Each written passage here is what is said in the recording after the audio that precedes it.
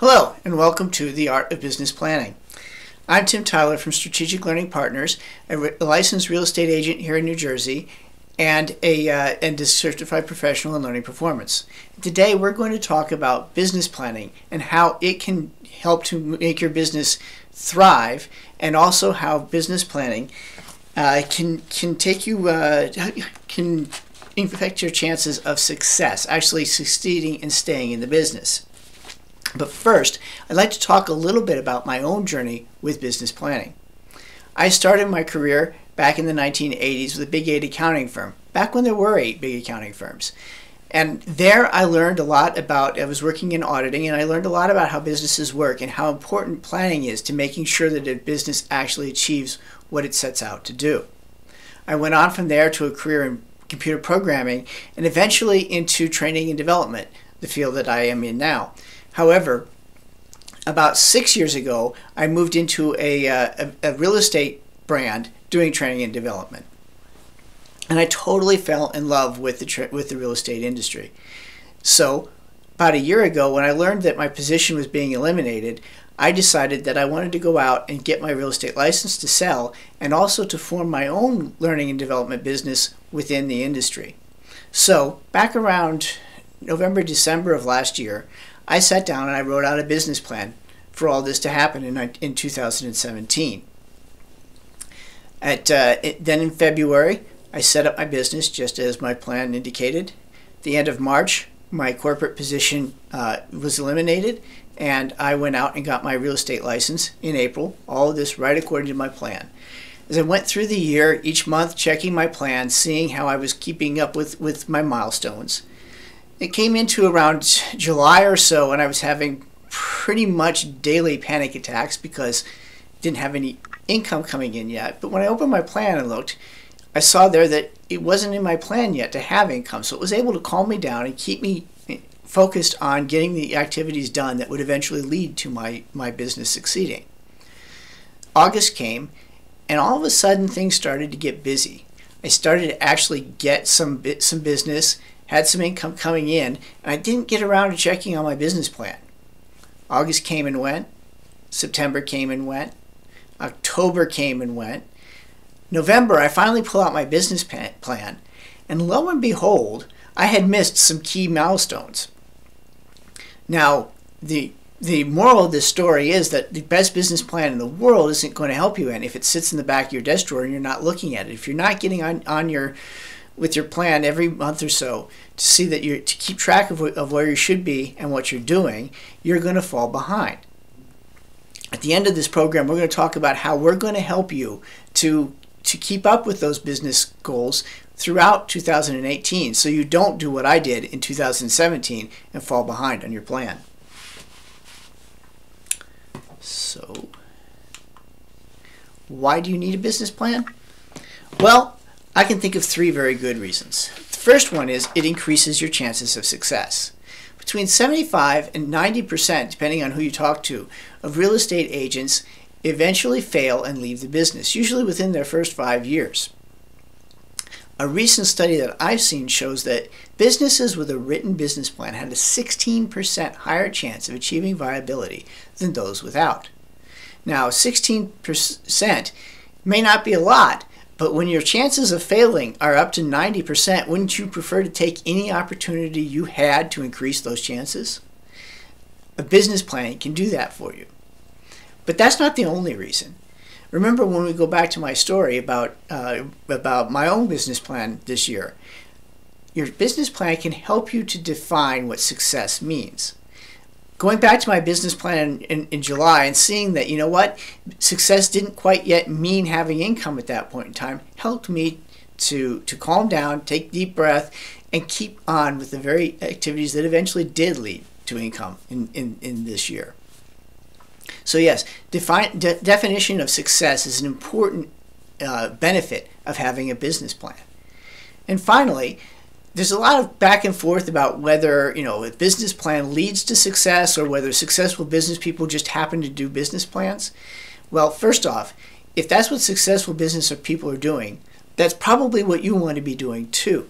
But above and beyond that, I'm a firm believer that the process of writing a business plan creates those habits that help to drive success.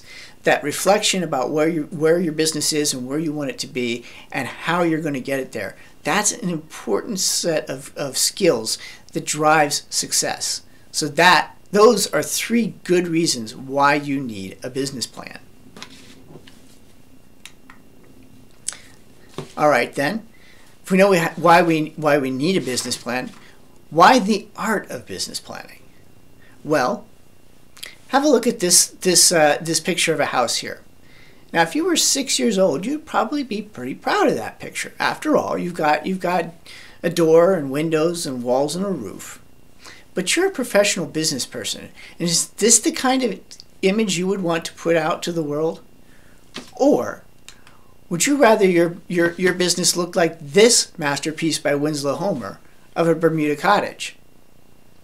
Sure, a basic business plan with numbers and goals can help you to get a start in life. But I'm going to show how adding a few simple things to a basic business plan can help you create a better, more resilient business, one that you can be proud of.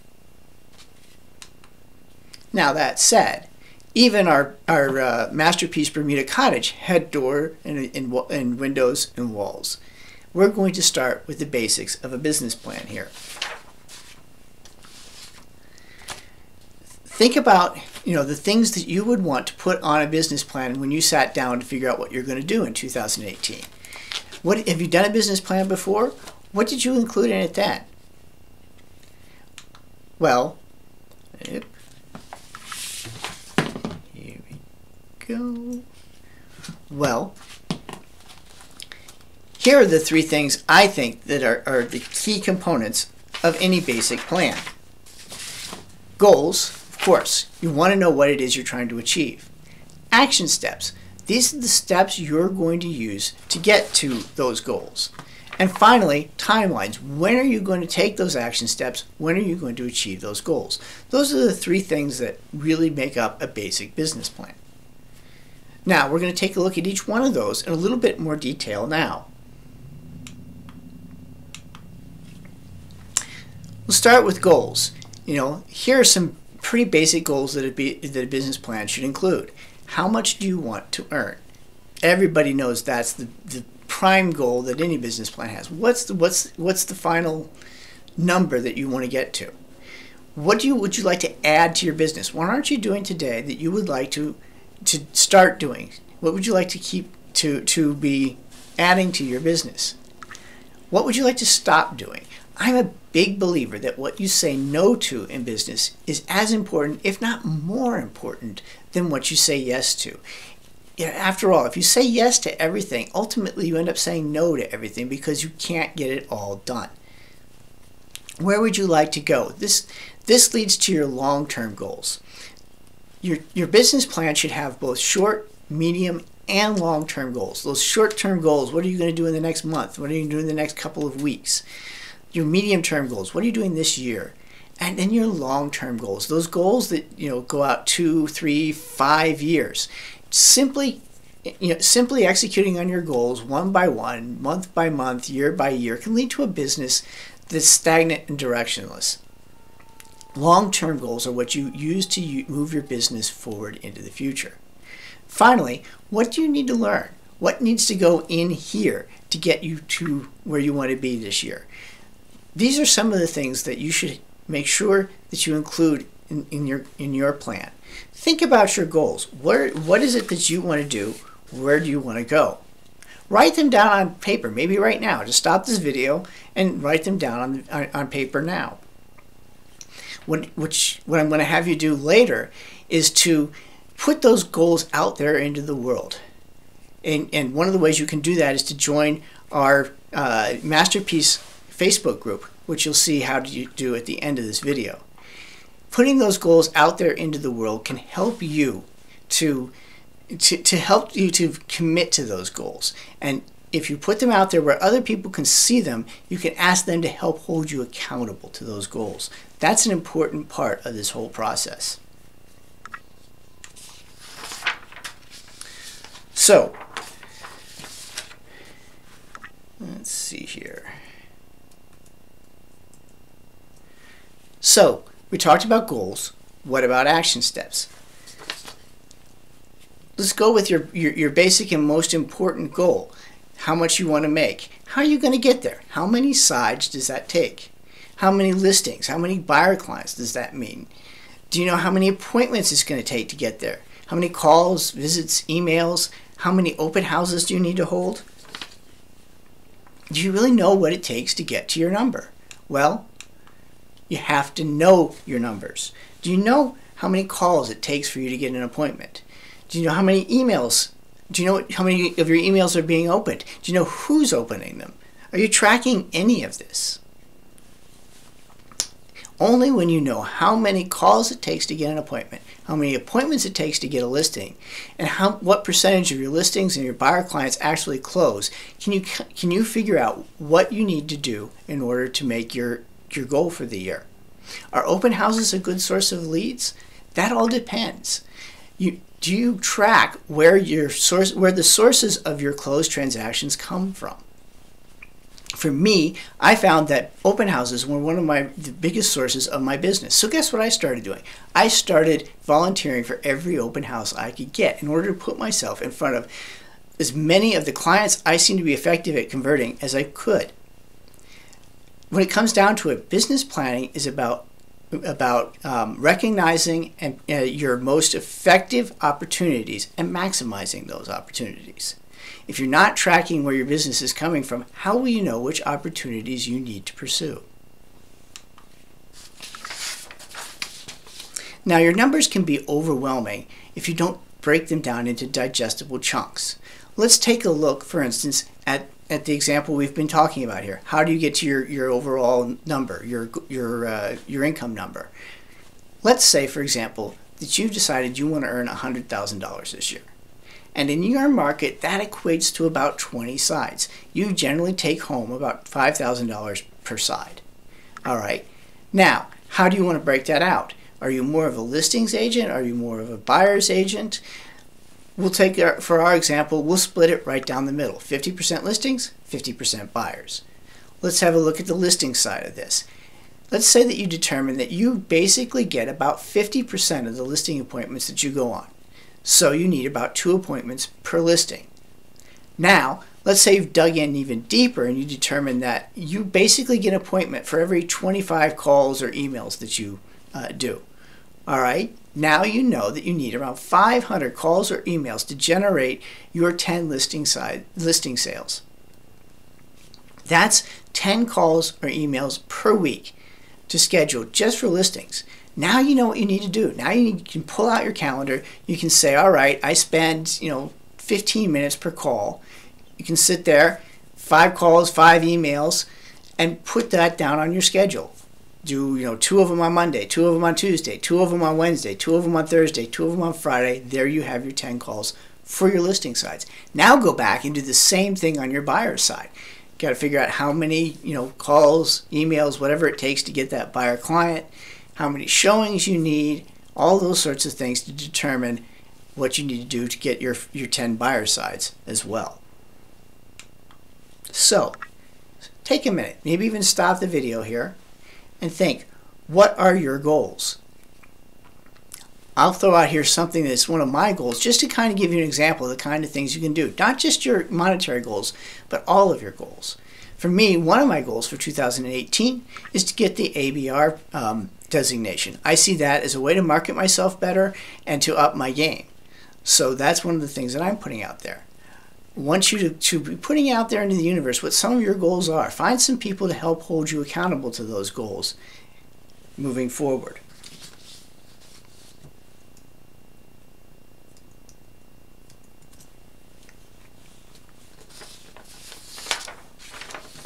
So we've talked about a basic business plan and how that basic business plan basically consists of 3 things: your goals, your action steps, what you're going to do to get to those goals, and your timelines or your schedules, when you're going to do what you're going to do to get there.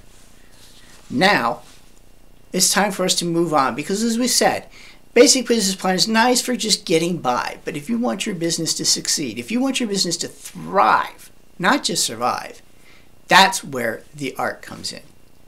Now, you've probably seen that anywhere in this presentation or in the marketing materials for this course, the word art has been capitalized. And that should be a clue that art is an acronym. So what does it stand for? Well, it stands for the 3 things that you add to a basic business plan to get a masterpiece business plan.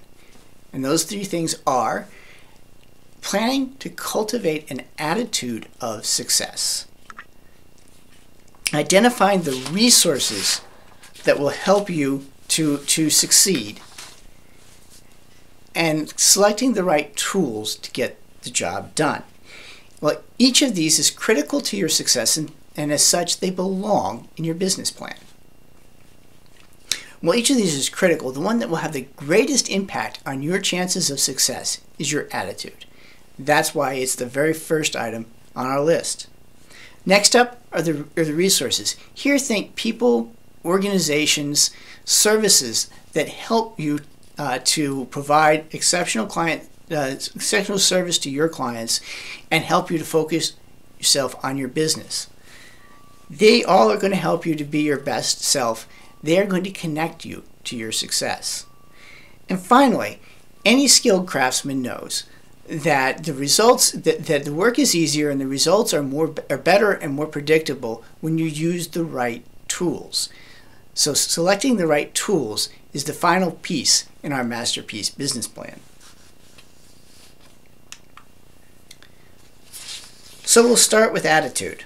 And that's no accident. It's not first just so that I can make a nifty name out of my acronym. In real life, your attitude will be the prime determiner of your success. The researcher Carol Dweck has shown that in academic settings, a student's attitude is the #1 determiner of their academic success. Others have taken her work and shown that the same applies in our work world. Your attitude is the prime driver of your success, and that's why it is the first element of a masterpiece business plan. Now, wait a minute here, you might be thinking, can an attitude be planned? Can you sit down and say, okay, in the 2nd week of January, I'll be optimistic. In the 4th week of January, I'll be kind of, shall we say, hopeful, and maybe by mid-February, desperate? Well, no, not exactly. But think of it like this. Have you ever gone into a listing presentation where you knew you were up against the #1 agent in the field, and you just knew you were not going to get that listing? Well, what have you just done? You've planned to be depressed and pessimistic during that listing presentation. So maybe what we're talking about here isn't some abstract, how am I going to feel in mid-May? What we're talking about here is specific attitudes during specific events. Multiply that across every listing presentation, every client contact you have in your business plan, and you are cultivating an attitude. Now, successful people cultivate an attitude of success consistently. How? Well, through putting a number of things into their daily schedule, like meditation and affirmations. They get plenty of sleep and lots of exercise. They track their wins. It's very easy to lose track of your wins in the day-to-day bustle of things when you tend to focus more on your challenges and your problems. Tracking your wins, keeping a running score of those things that have gone right for you can really help to create an attitude of positivity. But the other thing they do is they celebrate their failures. That's right, celebrate their failures. Successful people recognize that failures are an opportunity to learn and to move their business and drive it forward. Finally, nothing creates a mood of positivity better than doing positive things for others. Think back, look at your own schedule. What do you do to create your own attitude of positivity? Do you think about the last time you lost out on a listing presentation. What did you do to put yourself back in a good mood? What do you need to start doing? Take a look through this list. See what it is that you can add to your schedule to create a better attitude of positivity.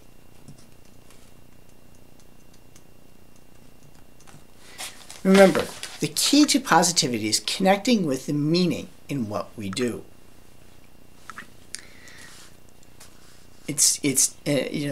Daniel Pink has said that in his book Drive, which is a great book. I recommend you read both Drive and his follow-up book To Sell is Human. He talks about how purpose is one of the three main things that motivate us in work. In real estate, that means remembering that what we do is find homes for people to live their lives in. How can you put that front and center in your business to drive your attitude of positivity? Now, we can talk all we like about cultivating our attitude of positivity, but if we don't turn that talk into action, bad habits will persist and your attitude will suffer. What we schedule, we do. So what you need to do is to take out your calendar and start to look at your schedule. Find places where you can put activities to help build positivity into your life. I recommend looking right at the very beginning of your day. It's a whole lot easier to be positive when your day gets off to a great start, and it's a whole lot more difficult to regain your positivity when your day gets off to a bad start. So I recommend looking right there at the beginning of your day. How can you add affirmations and meditations there to help get you off on a positive start? So now we're going to move on to resources. Here, if you remember, resources are those persons, those services and organizations that you can use to help you succeed in your business. I think John Donne said it best back 400 years ago in his poem, "No man is an island, entire of itself. Every man is a piece of the continent, a part of the main." We all need help to succeed. We really, you can't do it all by yourself. So we're going to look at 4 key areas of resources that you should be considering in your business plan. We'll start with mentorship and how that's very, very vital, and a number of very well-known entrepreneurs have turned to mentorship in their business and how you should follow suit. We'll also look at a coach and the difference between a mentor and a coach, and why you should consider possibly even having both. Your business partners, these are the folks that you work with day to day in your business. And finally, we're going to turn to what I call critical services. These are the services that you can employ to help free up your time from those distractions that keep you away from your business. So, why have a mentor? Well, to start with, a mentor is a person with experience in the business who can open doors for you, make introductions, give advice, and generally offer a patient and listening ear. Why have a mentor? Well, Richard Branson, who is the founder of Virgin Records and Virgin Atlantic Airlines, has very publicly called upon his mentoring relationship with Sir Freddie Laker as one of the key things that helped him to succeed in his business. Now, Richard Branson is a very well-known, very successful entrepreneur. But there are other very well-known and successful entrepreneurs who have also used mentorship in their business. Anyone heard of Bill Gates? Or how about Mark Zuckerberg? Mark Zuckerberg has used as his mentor Steve Jobs, the founder of Apple. That's a pretty strong endorsement of mentorship. If these people needed mentorship to get their business off the ground, shouldn't you be looking for one as well? Now, don't make the mistake of confusing a mentor and a coach. They're both very useful, but they have very different roles. A mentor is someone who has a genuine interest in you and your success in and of itself. A coach, on the other hand, is someone you pay to take an interest in making a very specific change to your behaviors for a very specific reason. A mentor is there to provide general advice and support over the long stretch. Coaches are more for a specific and short-term thing. Now, if you need a coach to kick you in the behind and get you moving, by all means, add that to your team. But don't forget to have a mentor as well. Well, a mentor is key to guide the strategy of your business. Your business partners are the people that you work with day in and day out. Here's a list of a number of key areas where you should have key partners already identified. Your mortgage broker, or lenders, inspectors and title companies, attorneys, flippers and investors. Do you have people that you can turn to who are regular repeat business buyers? Getting connected with an investor or a flipper is a great way to ensure that you have regular business going. Contractors, do you have somebody who you can turn to recommend to that seller who's got to do a little bit of work on the house before they get it on the market, or for those buyers who've moved in and are now ready to make the house their own? And don't forget your marketing partners as well. Your marketing company, your printer, your photographer, your videographers that you use for listings. These are all key business partners that you should be identifying in your business plan. And if you're missing one, it's time to start looking for recommendations and making those connections. Now, you need to remember to be cognizant of RESPA and make sure that all of your referrals are made with no strings attached. And you be careful to avoid gifts or anything that could be considered kickbacks for a referral of services. But at the same time, remember that keeping good relationships with all of your business partners is important and will help you to provide excellent and seamless service to your customers. Okay. And we need to move that along.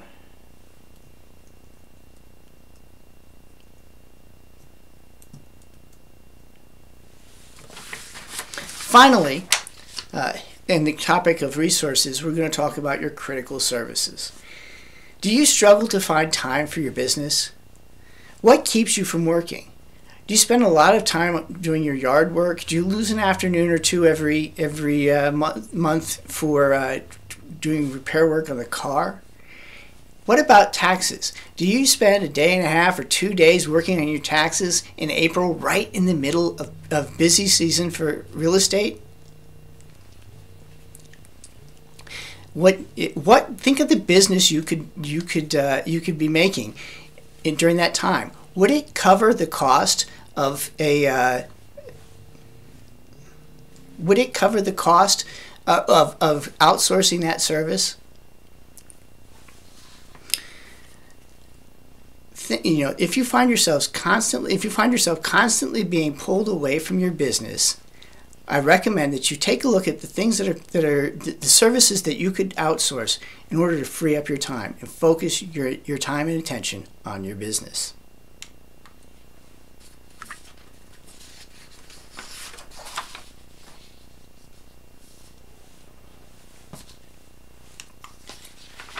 So now we're going to talk about tools, the last element in our masterpiece business plan.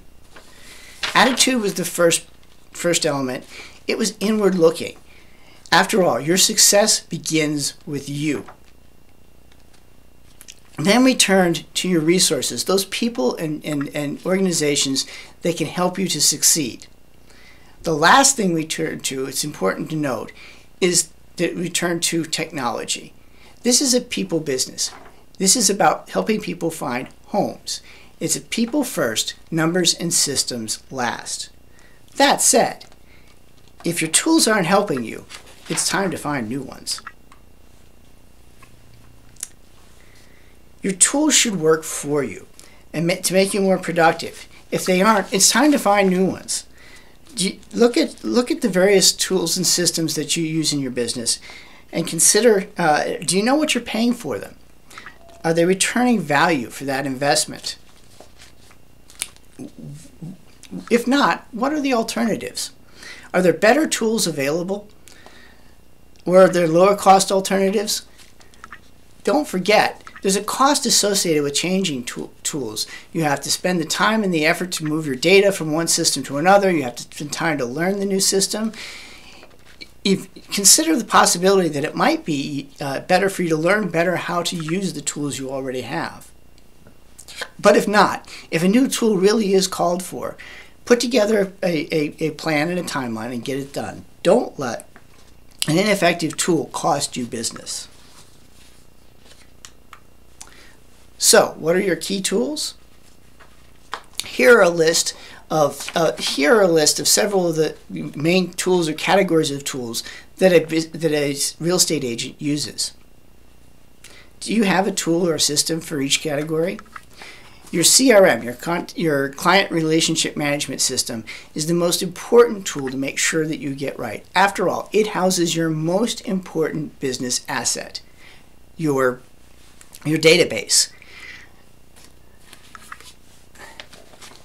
Looking at marketing, what systems or tools are you using for marketing? Do you have a system for keeping track of your expenses? Do you know what you spend on each and every property? Do you have a system to keep track of your to-dos and your deadlines? And don't forget your key hardware, your phone, your computer. Do you have a tablet? How about your car? Are they up to date? Are they insured? Does your phone cell plan provide enough data for you to get your work done? Look at the tools that you're using and think about each one and evaluate it to determine whether it's the right tool for you to use. Now, if you're having an issue, if you're concerned, reach out to other agents. Find out what they're using. In particular, find out how they use it. Remember that, learn what they like and don't like about it, because remember, what they like about it, you might hate. Ask questions. Determine how it works and whether it will work for you. Take a moment now and think about each of these categories and what tools you're using in that, and write those down. Make sure those are part of your business plan.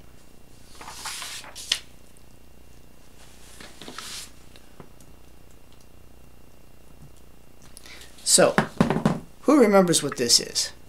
That's right, it's an old-fashioned Rolodex, the analog precursor to today's digital CRM systems. You know what? Back in the day, people made millions of dollars in real estate with these. Do you want to know how? It's really pretty simple. They used them.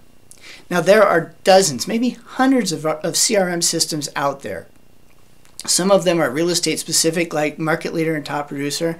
Some of them are generic, like Salesforce.com or Insightly. Some of them are very expensive. Some of them are free. But the system that works best for you will be the one that you actually use. And that brings us very nicely to our final topic of the day: execution. The best business plan in the world will do you absolutely no good if it sits in the back of your desk drawer gathering dust. Drafting a plan is a great place to start. It's an important first step, but it's only a first step. You need to follow through on that plan if you're going to succeed. Let's talk about how you can make sure that your business plan doesn't just collect dust in your drawer. You're going to want to set aside time, and one of the first things you should do right at the end of this video is to pull out your calendar. Set aside some time to actually write your plan. Then you're going to need to set aside an hour or so, maybe at the beginning of every month, to pull out your plan just to double check what your milestones are and how you're doing with them. Put that in your calendar. Remember, what we schedule, we do. Next, schedule a bit more time each quarter, a couple of hours at least, to go through your numbers. Make sure you're tracking your numbers. Make sure that you are keeping track of what's going on and how your numbers are coming out for the year. Next, somewhere around early to mid-July, you want to set aside half a day, maybe a whole day, to do a reassessment of your plan. At that point, you should be able to tell whether or not you're hitting your numbers. Let's say that you've got, it's halfway through the year and you've got 90% of your goals made. Hey, that's not an excuse to kick back. That's a time to sit down and look at what else you can be adding to your goals, how much further you can be taking your business this year. If, on the other hand, you've only got 10% of your goals done at halfway through the year, now you've got a real really got to look at, were your goals realistic? Is it possible for you to catch up, or do you need to reconsider your goals? And finally, maybe those goals that seemed so important back in January or December, maybe you get to July and you find maybe they're not quite so relevant right now. Things have changed. Your business has moved in a different direction. The market has moved. So mid-July or mid or early July is a great time to do a full reassessment of your business plan. Then finally, down around the late November, early December of 2018, it's time to sit down and start planning for, yes, I'm going to say it, 2019. It's right around the corner. So if you think back to where we started, we talked about a basic plan, one that had your goals, your action steps to achieve those goals, and your timelines for when you were going to do things. But then we said, that basic plan, that's all right if you just want to survive. But if you want to thrive, if you want your business to succeed, we needed to up our game. We needed to add a few things to that basic plan to really succeed. You wanted to cultivate an attitude of success. You want to identify and expand your resources. And you want to select your tools, the right tools to get the job done. The ART, or Art of Business Planning. That is how you build and execute on a masterpiece business plan. So, what's next? Well, you'll need to draft your plan. I recommend setting aside a day, maybe even 2 days to do that. You can email me at the address on the screen here for a template based upon this program, and you can also schedule a one-on-one session with me to review that plan once you've got it together. You also should plan to review it with your mentor or your coach or your office manager. Also, you're going to receive an invitation to join the Masterpiece Real Estate Planning 2018 Facebook group. Here you're going to get regular reminders to help make sure that you're checking on your plan, keeping up with it month by month, and also have the opportunity to share your goals, your successes, and your challenges in the new year with other attendees of this program. This is a great opportunity to find people who will help to hold you accountable to your goals and help you to find to celebrate your successes and find ways to meet and overcome your challenges. Then, go out there and execute. So, thank you for joining us today. Very happy to have the opportunity to work with you in 2018 and help to make sure that you have your greatest year ever. Thanks.